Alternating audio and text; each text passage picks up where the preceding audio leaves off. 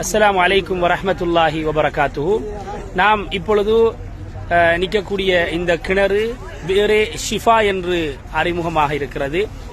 ஏனென்று சொன்னால் நபி ஸல்லல்லாஹு அலைஹி வஸல்லம் அவர்கள் இந்த ஏரியாவிலே ஹீஃப் என்ற ஒரு கோத்திரத்தினர்கள் வாழ்ந்து வந்தார்கள். ஒரு ஊர் வாழ்ந்த ஏரியா. நபி அவர்கள் இதை கடந்து வரும் பொழுது அங்கே அந்த ஊர் மக்கள் நபி அவர்களிடத்திலே பெரிய ஒரு முறைப்பாடை செய்தார்கள். எங்களுக்கு தண்ணீர் இல்லை, கடும் சூடாக இருக்கிறது, கடும் உஷ்ணமாக இருக்கின்றது, மதுரமான தண்ணி தேவை என்று சொன்ன பொழுது நபி ஸல்லல்லாஹு அலைஹி வஸல்லம் அவர்கள் தன்னுடைய உமிழ் நீரை இந்த கிணற்றிலே உமிழ்ந்தார்கள். அதற்கு பிறகு அந்த தண்ணி ஊத்தியாக இருந்த தண்ணி அது மதுரமான ஒரு தண்ணியாக அது மாறியது. மதுரமாக தண்ணியாக மாறியதற்கு பிறகு அந்த ஊர் மக்களுக்கு இந்த தண்ணீர் விநியோகிக்கப்படுகின்றது. அல்ஹம்துலில்லாஹ், அதன் அடிப்படையிலே இந்த கிணற்றை பார்க்கக்கூடிய, இந்த கிணற்றுடைய தண்ணீரை அருந்தக்கூடிய ஒரு சந்தர்ப்பத்தை அல்லாஹ் எங்களுக்கு தந்தான்.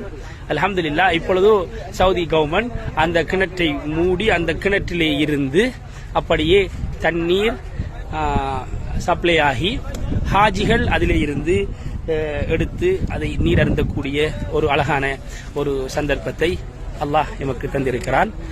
மிகவும் ஒரு சந்தோஷமாக இருக்கிறது. அழகான முறையிலே எமது ஹாஜிகள் இதை நிறைவேற்றிக் கொண்டிருக்கிறார்கள். அல்ஹம்துலில்லாஹ். அல்லாஹ் சுப்ஹானஹு தஆலா எம் அனைவருடைய வாழ்க்கையிலையும் பரக்கத் செய்வானாக.